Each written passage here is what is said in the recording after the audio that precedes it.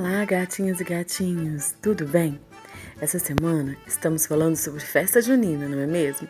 E o que não pode faltar em uma boa festa junina é uma fogueira.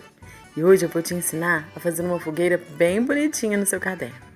Você vai precisar de palitos de picolé, cola, tesoura, retalho de papel colorido e tinta vermelha e amarela.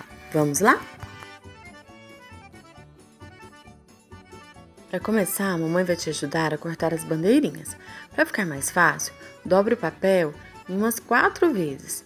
Recorte as beiradinhas e corte o meio fazendo um triângulo, assim você forma a sua bandeirinha. Olha só. Viu? Já temos várias bandeirinhas. Agora vamos fazer a fogueira.